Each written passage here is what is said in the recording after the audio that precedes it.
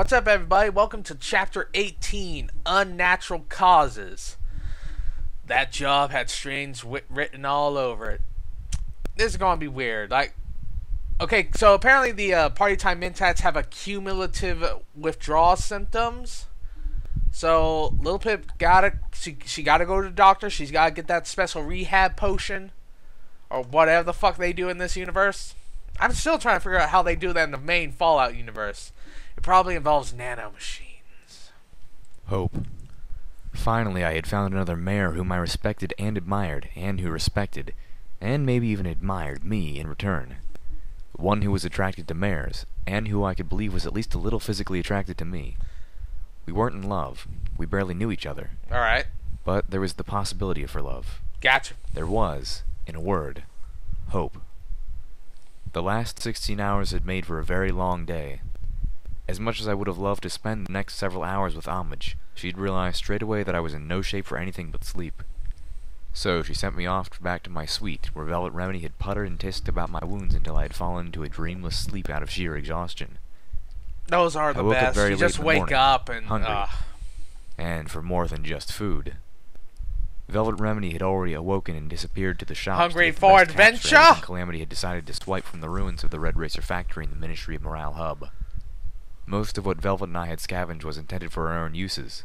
Food and ammo, mostly, as well as the poison glands I cut out of the manicores. After what she had been through, I had decided to allow the Sea Blue Pony to keep my poison dart gun. I had everything needed to create another one once we returned home. Calamity had seen to the purchase of a workstation, currently very disassembled, which he would install at Junction R7 when we arrived. K-Cat, I need to be honest with you. Are you secretly a Bethesda employee? Did you work on Fallout 4? Did they read this? Either that or the guys at Fallout just read this, because I don't know what the fuck is going on. But it's like you predicted things. Then again, good ideas just come around. Thanks to the part needed to repair the Skyband, shouldn't be more than a few days. I wasn't about to leave until I had a chance to spend quality time with Homage. Out of more than curiosity, I tuned my pit buck to DJ Pony's station and listened to the music playing while I cleaned and groomed myself. Homage had already begun to integrate the new music into DJ Pony's playlist. Don't be creepy, Little Pip. That unusually upbeat song about mending friendships with Homage and I had danced to was playing while I cleaned my teeth and tried to work all the tangles out of my mane and tail. Hoorah! DJ Pony's voice thundered over the airwaves as the song ended. Celestia and Luna bless us, we have new music. I just can't get behind the idea of those two as gods. It doesn't work. Last night, our wasteland savior. My telekinesis imploded, dropping everything I was floating. That kid from Stable 2 found and rescued the good folks of Gutterville. And what horror did she save them from, you ask? A psychotic ghoul scientist who was performing experiments with Taint and who had bred himself a small army of manicores. You don't know. Knowing the racism against ghouls, Homage, you might want to leave that part out. I mean, just say a crazy scientist. You don't want to make it worse. Folks, is what they mean by crushing two radroaches with one hoof. She not only saved the lives of over 24 ponies, but she solved Manhattan's manticore problem too. I dropped my head into the sink, letting out a whimpering sigh. My reputation was totally out of control.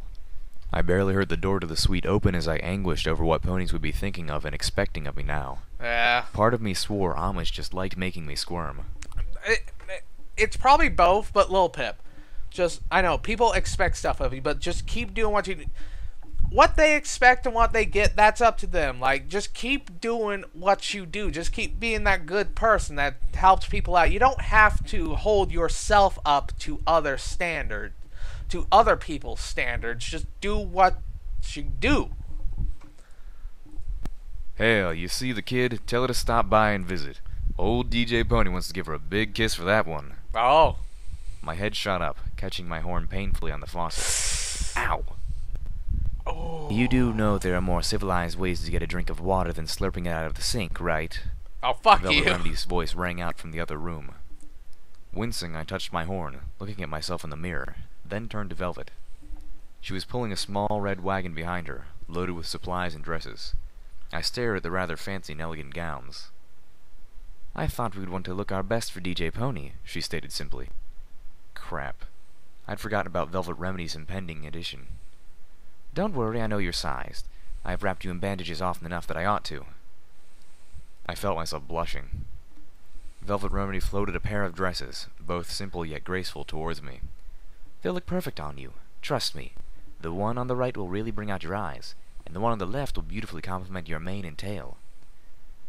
"Which one should I wear, then?" "Up to you. I don't know. Or, if you want to be mysterious, both. Find an excuse to step out and change halfway through the evening." Velvet Remedy smiled brightly. "Go on, take them. Girl can never have too many dresses." Yes, you can. I nodded, They take up floating room them for onto my bed ammo. with care, then jumped and gave Velvet Remedy a big hug. "Thank you." "Oh, think nothing of it, dear." She whinnied kindly. Velvet Remedy was expecting to meet Ch18. I needed to talk with Homage and find out how she wanted to handle this. If Homage was willing to reveal herself to me, trusting me with such a big secret, then it stood to reason she would be equally willing in regard to my friends. No. Part of me, however, didn't want her to. I wanted it to remain our little secret. Oh, don't Just be like Homage that. and I. Something special between us. No, no. I You're going wanted to have not other want to special trust any other things, pony, okay? Not even Velvet Remedy with such a gift. And it'll be It a was lot selfish hard. thought. I knew I should be ashamed of myself for having it. But I consoled myself that this was Homage's secret to tell or keep, Yeah. so the fact that I was keeping it from my friends was an act of virtue. Yeah. On the way to the elevator, I don't like passed that a virtue poster shit. Pinkie Pie, Like- and insisted, was still watching me. I don't hate it. Forever. I just personally I On don't the like opposite it. wall was a poster of I Fluttershy. understand the This concept. time not modeling for Sparkle Cola, but an actual poster of her own ministry. War, fear, death. We must do better. Ministry of Peace. We must do better. We should be better.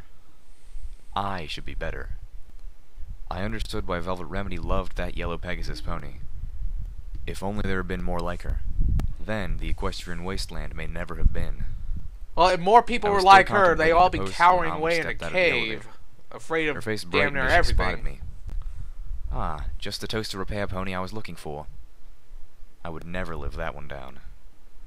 "Homage," I breathed, feeling my heart flutter a bit as I fully drank in the fact that this pretty gray unicorn with a vibrant blue mane actually had feelings for me. Possibly romantic feelings. Or, at least, she was willing to entertain the idea of them. That alone was more than I'd ever had from a mare before. And I don't from a know mare why. that I Lil really Pip's liked. adorable. I've seen And the he was artwork. cute, too. "Yes," she said playfully, making me stammer.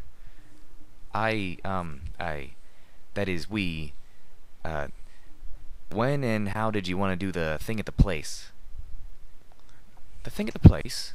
The thing at the place. I waved a hoof in flustered exasperation.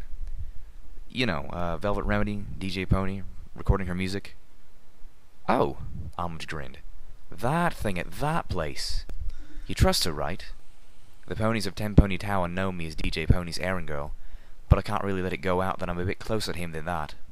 She can keep a secret." Why can't... Part of me well, hated sharing the truth about Homage, but it would be wrong not to. Forever. "You are Ch18?" Homage smiled. Oh, there was a line clearly break. enjoying Velvet Remedy's disbelief. I ain't good at telling them, but I still Velvet wish Remedy he had did made some. herself up gorgeously and donned one of her new dresses, a stunning purple number, all with the intention of making a breathtaking first impression. Now she was shooting me cross glances. "I've got the whole recording studio in here, so the recording will be as good as you are," Homage said, stepping between us as she spoke to Velvet. I found myself staring at Homage's flanks, covered with a silky silver dress that sparkled as it clung so tightly to. Velvet was looking at me. She'd caught me staring, and the little smile on her face made my heart sink. I'd be lucky if the rest of our travels weren't to the soundtrack of Little Pip and Homage sitting in an apple tree. Why does it always have Homage to be gave apple Velvet Remedy a trees? much abbreviated tour, skipping the roof and the Athenium altogether, but showing off the small Like, what are recording studio Pony's that obsession exited off with the apples? MAS EBS. Velvet looked like she was in heaven. No matter how much she protested, no matter how much she longed to be a medical pony, the only one Velvet could hope to convince that she didn't get unparalleled joy from singing was Velvet herself. As Velvet Remedy entered the studio chamber, Homage turned her attention to the recording equipment, waving her horn over a desk of switches and dials. Rows of colorful lights lit up in response. I was left to sit in a corner and watch the show. Velvet Remedy approached the microphone. Sound check. Do you hear me clearly, DJ? What should I call you? Homage when we're together, the grey unicorn replied. I felt a completely irrational twinge of jealousy at the mention of them and together. Y'all get it over. Y'all get over with it. Such Half of this is feelings were probably as the unbecoming as they were withdrawal ridiculous. effects from the party time mint taps. Stop being a silly pony, little Pip, I whispered to myself under my breath. This is an amazing setup, Homage, Velvet admired. Then, almost too casually, she asked, Would you happen to have a workbench anywhere around here? Homage looked up from the recording desk. Yes. Why? Oh, good. Little Pip has a project she needs a private workspace for, Velvet Remedy claimed. Now I felt really stupid for having felt that involuntary twinge. Even on the verge of giving a performance that would be heard Equestria-wide, Velvet Remedy was still thinking about helping me. That's nice. I suspect the project will take her all night, Velvet purred conspiratorially. It's all right if she spends the night with you, isn't it? Dude! Solar flaring orgasms They haven't of even gone on Celestia. their first date yet. Oh, I'd love the chance to, purred Homage back. Entertain her for a night. I was Dude! doomed. Ready when you are. Not Velvet even... Remedy's horn began to glow. The recording Damn. chamber filled with colorful light and rich electric music. Homage was struck with awe. I smiled, knowing the impact of a Velvet Remedy performance. Music is my remedy. 4 hours later, Homage and I strolled the mall of Tenpony Tower. Velvet Remedy had been amazing. At her insistence, Homage had let Velvet perform each song multiple times, making sure she had the best possible recording for each. Wow. Once her performance was completed, my charcoal-coated companion had been exhausted and had taken her leave of us to take a nap. Homage had been gushing about the performance and the new music since. Thankfully, I felt no repeat pangs of jealousy at this. It's a was, good in fact, feeling to help rather in awe rebuild myself. culture and the wasteland. Homage and I had spent over an hour just reliving the performance like a couple of fan fillies after a concert. The first song had been a long Stable 2 favorite. If I was to attribute to her a theme song, it would have been that one. And the second, also a popular one from her days in the stable. The third was her rendition of a song she'd once told me was originally performed by Pinkie Pie and the original DJ Pony at Hoofbeats, something she had chosen especially for DJ Pony. It was the song she had started to sing at Shattered Hoof, and I was thrilled to finally hear it what to song was completion. that? The effect Was that on Homage actual was show thrilling. song? I loved seeing the little gray unicorn squee. The final number had been one I had heard Velvet Remedy constructing during our travels. The one she had once claimed was about me. I couldn't decide if I wanted to melt or to hide. We had reached the edge of a mezzanine staring down at the lower floor of Tenpony Mall, filled with classy shops, including one just for wine and another across from it that had been just for cheese. But that was now closed. Aww. As we approached the stairs down, I stopped at the site below. Poor Steelhooves cheese was shop. trotting about, peering into storefront windows and taking in displays of art, casual as you please. All around him, ponies were stopping and staring, some shying away. I saw a mother pull her curious filly behind her protectively. Your friend is causing quite a stir, Homage noted. I chuckled. I guess the high society of Tenpony isn't used to seeing a pony in magical power armor. Yeah. I wondered if his armored hooves were scuffing their pretentiously polished marble floor. Well, he is a steel ranger. That gives most ponies pause. This was not the first time I had heard some pony I trusted suggest the Steel Rangers had less than a sterling reputation. Yeah, they're the Brotherhood is of that? Steel. Fuck them. Homage looked at me with surprise. You're traveling with a Steel Ranger, she said slowly, and you don't know anything about them? I opened my muzzle to say that I knew that they were... What? I knew them from the posters, but those were 200 years old. Truth was, I didn't know the Steel Rangers. I knew Steelhooves. At least more than my companions knew the enigmatic pony, completely concealed by his armor. I'd seen a memory orb. One of a memory I had assumed, with reason, was his. No, I suppose I really don't. Tell me. Homage guided us away from the stairs and towards a table at a small but expensive eatery. Oh, gee. Is A everything waitress here pony brought us expensive? menus the moment we sat down, managing to look haughty as if her customers were beneath her. Looking at the menu, I once again discovered that everything on it was a fancified version of pre-war food. I shook my head, pushing the menu aside. 50 bottle caps for a banana puree that I can find in the refrigerator of a ruined building for free? No thanks. Yeah. Frying it into strips and weaving it to look like a basket isn't worth that much. No, it's not. Homage lifted Unless an it's an eyebrow. Earth Pony. Try to Because remember an that most Earth Pony ponies- cook would have a hard time doing that. Okay? Like, he ain't got magic. And he doesn't have the Pegasi wing hand things. So an Earth Pony having to do that, I can understand the charge. Because that would take time and effort. Still not worth it, last a though. day on the outside.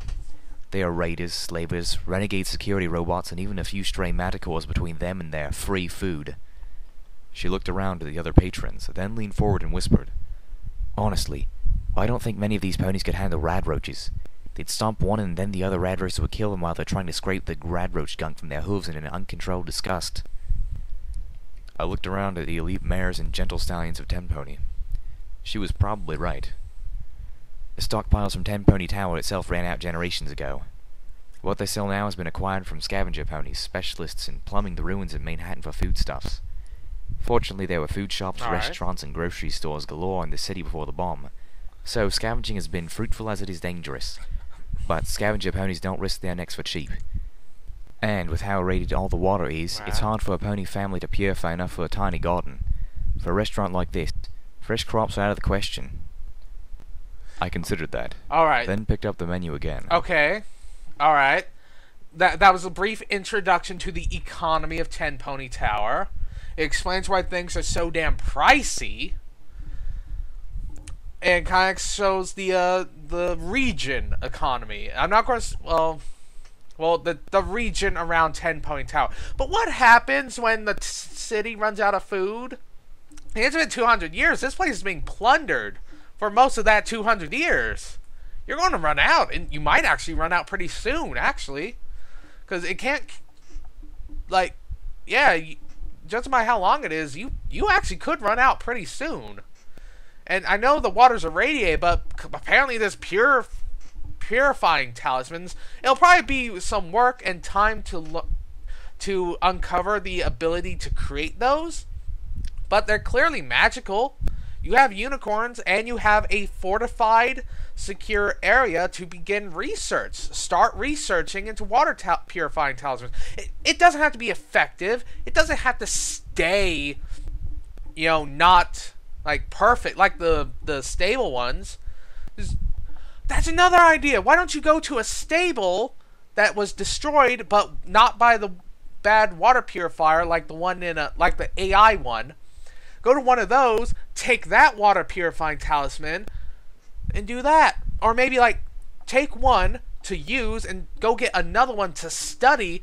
Like I said, they don't have to be permanent like the ones in most of the vaults. They can be cheap little things that die off after, like, a year or a few months. As long as you have the ability and knowledge to how to make those. So, like, yeah, go grab them! God damn it, what's wrong with you people? I ordered the fried banana puree basket and a bottle of wine. It was surprisingly full of flavor.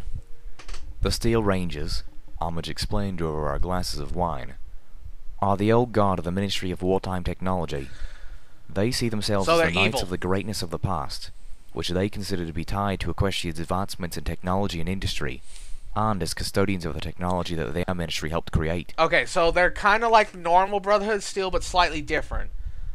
Like, and these guys seem to believe that the greatness of Equestria lied purely in its technology. I kind of already hate these guys.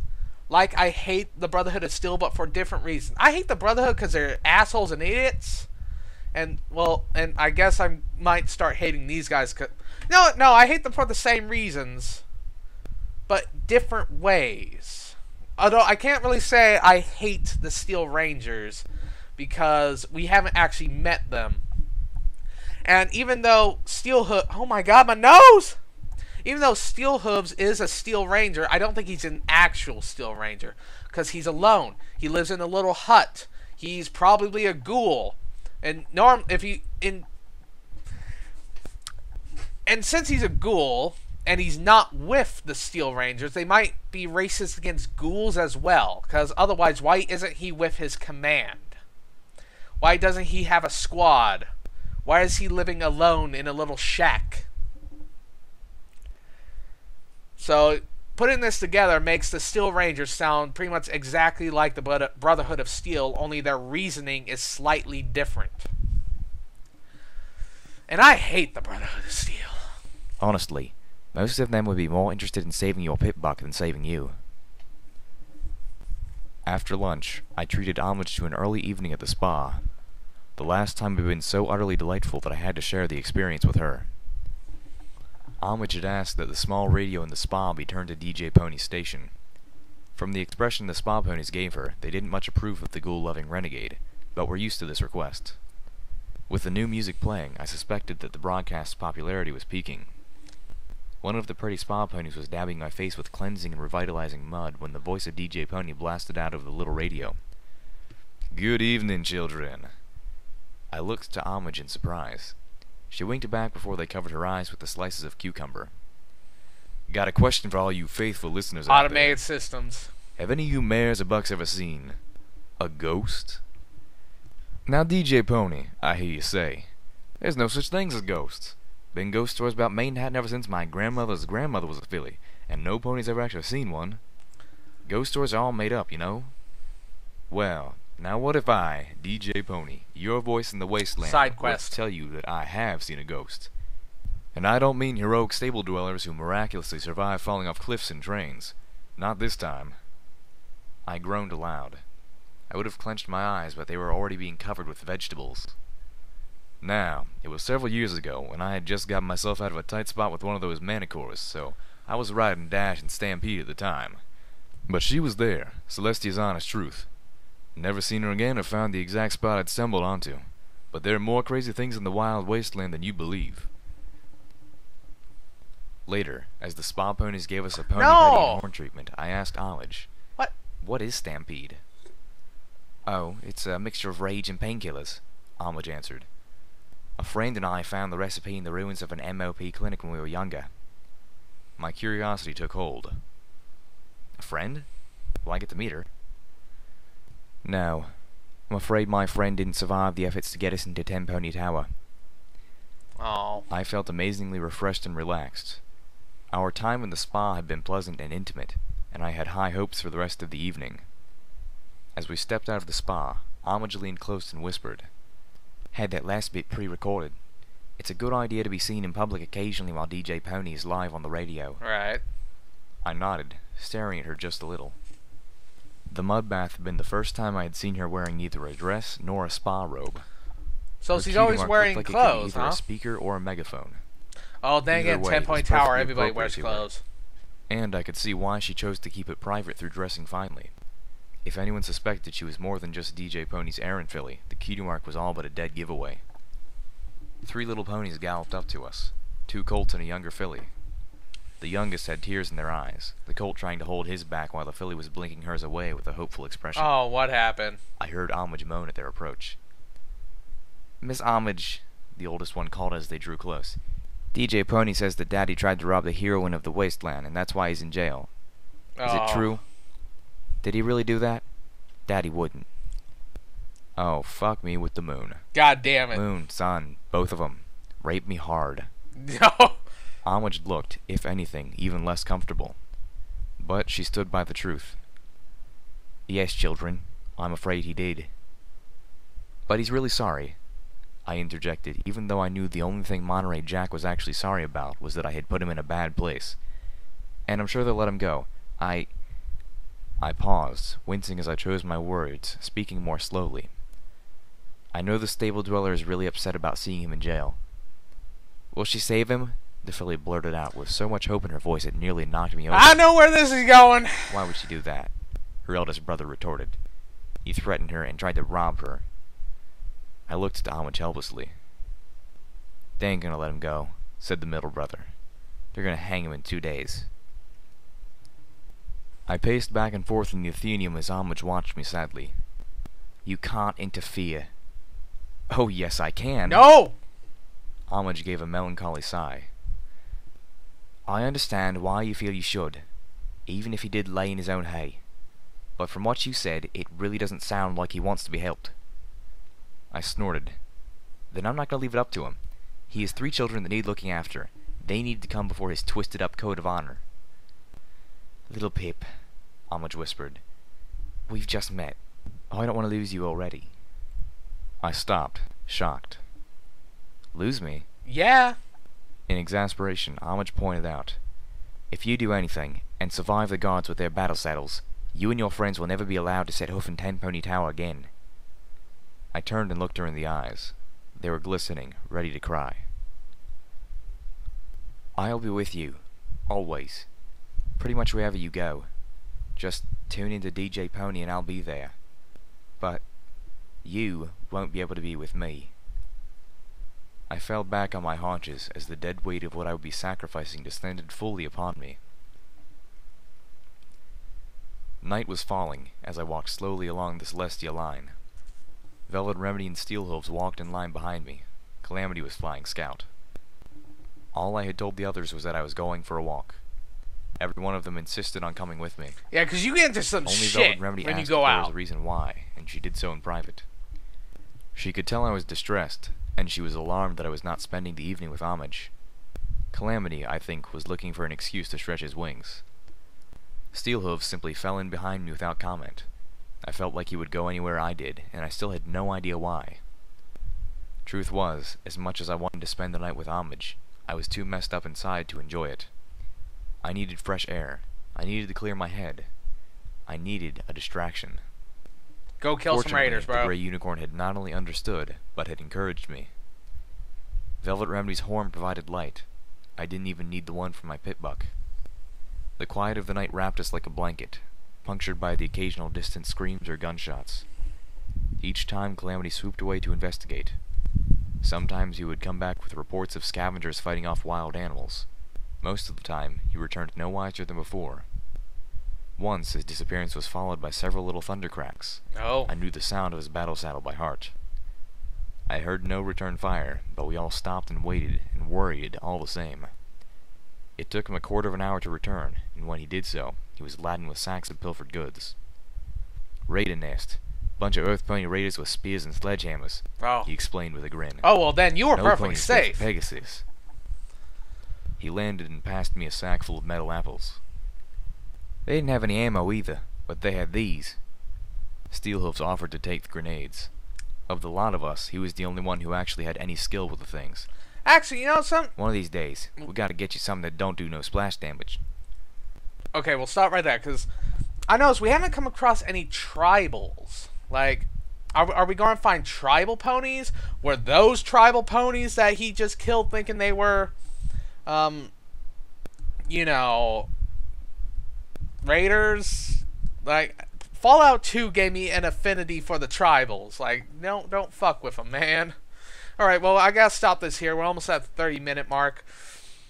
Okay, Lil Pip. Find out. Fuck Monterey Jack. Just focus on the kids. Like, find out what's going to happen to them. Find out if there's some way you can help them. But Monterey Jack is a fucking bastard, and his honor is just a twisted mockery to make himself feel better. He doesn't actually care at all. And if he really cared about those here's the thing. Monterey Jack told Lil Pip that the supplies would do him better because he had to get home to raise his children. Well, that excuse is bullshit, because if he really cared about his children, he wouldn't have said anything. He's like making up excuses to why he's not a good guy. Fuck him. Just find a way to take care of the kids. Because if they're already going to be taken care of, good. If they're not, find a way. Because they deserve... They need help, but fuck their father, because he doesn't actually care about them. That's what I'm saying. Yeah, he tried to rob her because, you know, the excuse was he had to get home to the kids, and yet he openly admits his crime because of his honesty. You're not honest. Okay? There's a honesty is more than just telling the truth. You know, it's not robbing a person that saved your life. Honesty is more than that. Loyalty is more than blind following. Laughter is more than just what happened with that little unicorn. I forgot her name. Silverbell? I think it was Silverbell. Yeah, laughter is more than just smiling and laughing at bad things. Honesty is more than just telling the truth. Loyalty is more than just blind following it. Oh my god. Monterey Jack, I hate him. I hate him. Okay, I got to end this video right now.